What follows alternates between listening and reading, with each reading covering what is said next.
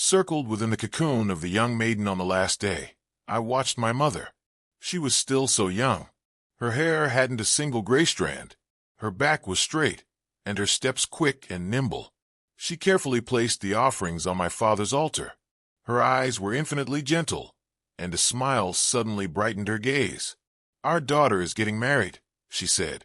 Then suddenly tears welled up again. Mother looked down at her chest, then glanced all around the room. Tomorrow, when I emerge from the cocoon and become an egg-laying ladybird, Mother would be left alone in this empty room. She was still too young, and loneliness would cover her for the rest of her life. Who could change that?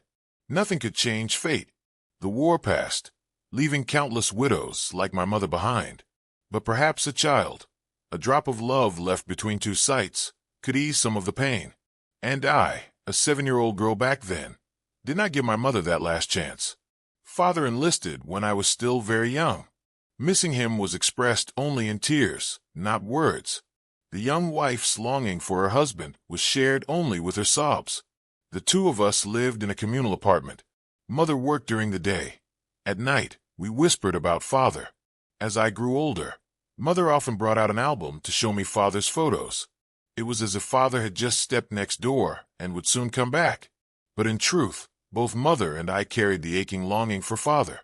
That noon, Father came home unexpectedly. The two of us were eating. Mother froze and dropped her bowl.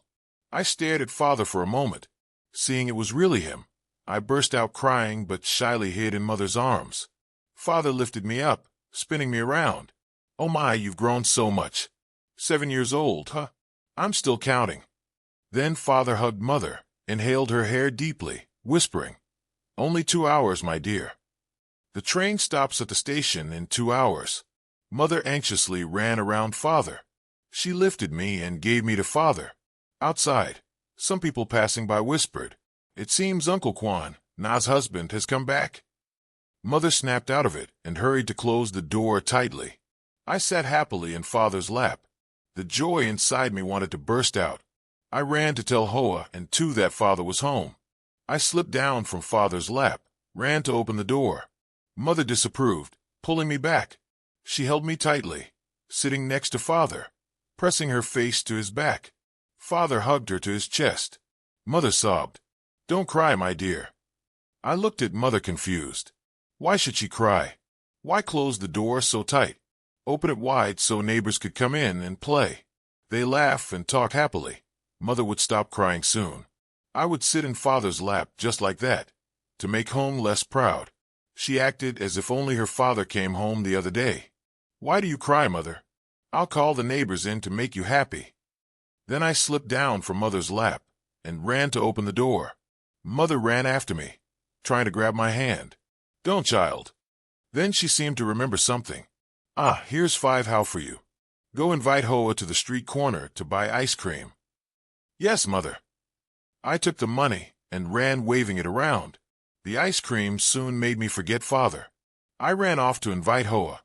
As we reached the gate, we met an ice cream vendor. I bought one for her, one for me. Just as I put the ice cream to my mouth, I suddenly remembered. My father's home. "Your father? Why didn't you call me?" "Just got back. Come to my house."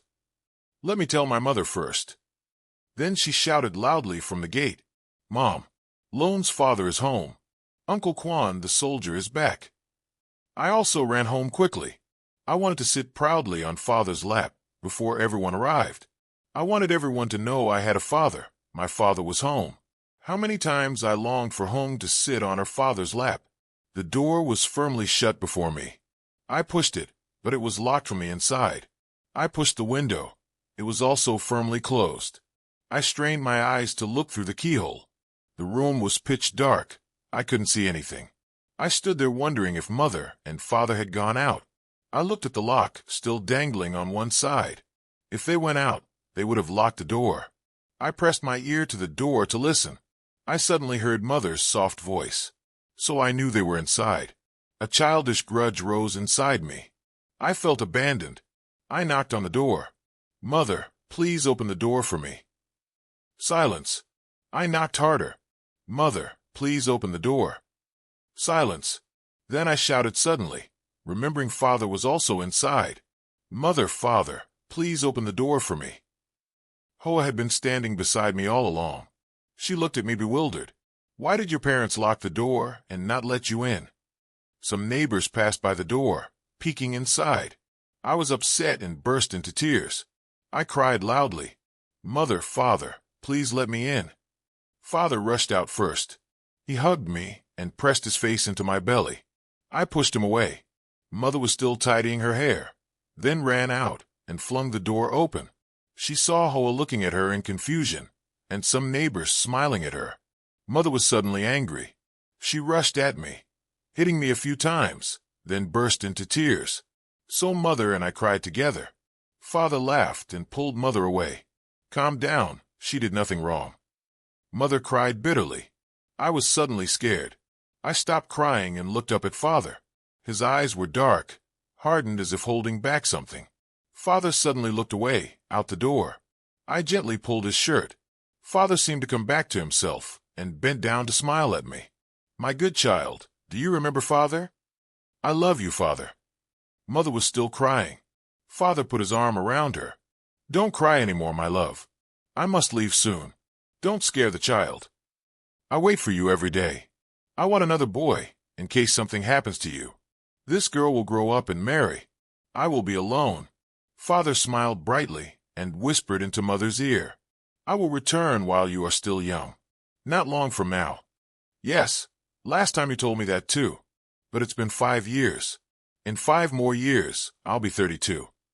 Father laughed again. 30-year-old girls are still beautiful. "Darling." She nuzzled into his chest and laughed. "Come on, let's be happy together." Dad wrapped his arms around us, pulling both my head and Mom's head into his embrace, the 3 of us touching foreheads gently. We all burst into laughter. As if waiting for that sound, the neighbors began to pour in. They had been lingering outside.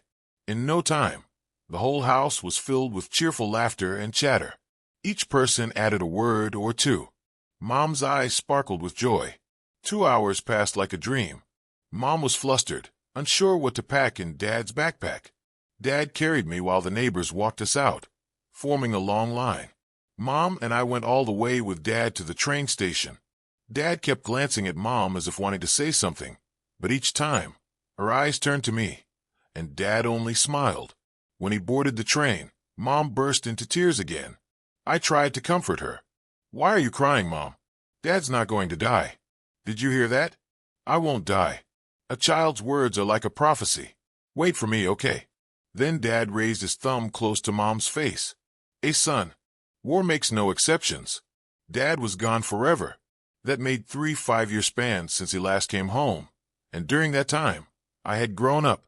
Even if there were 10 more, 20 more 5-year spans, Dad would never come back.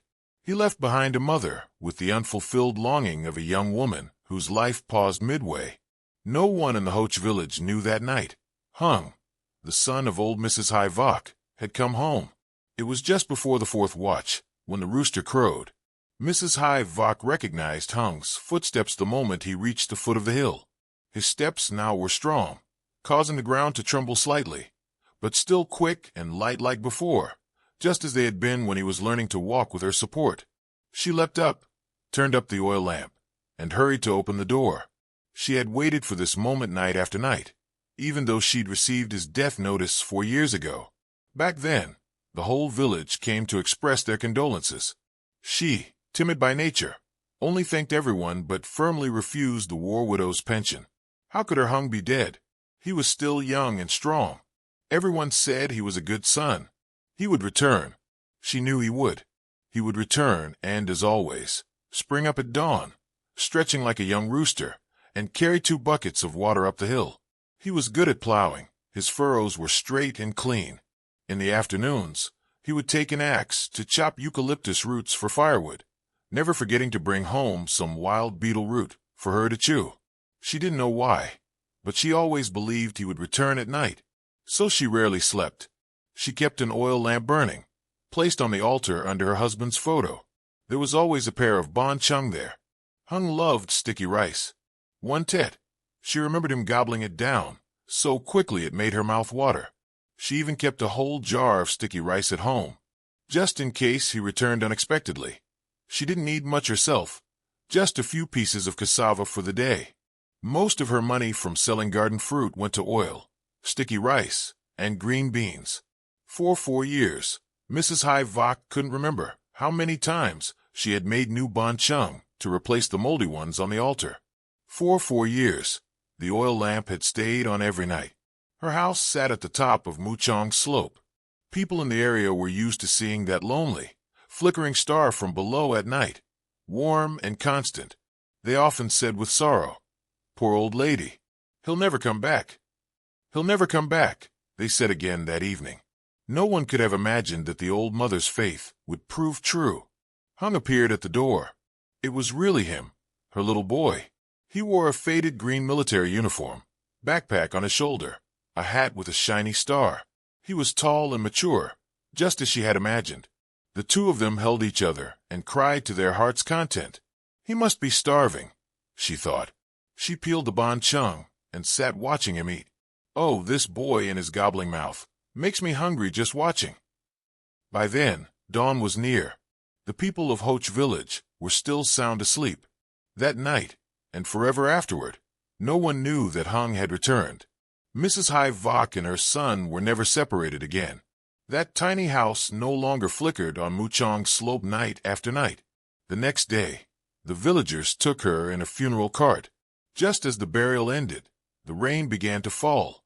The villagers were surprised. It was a sign, they said, that they had just sent off a truly happy soul.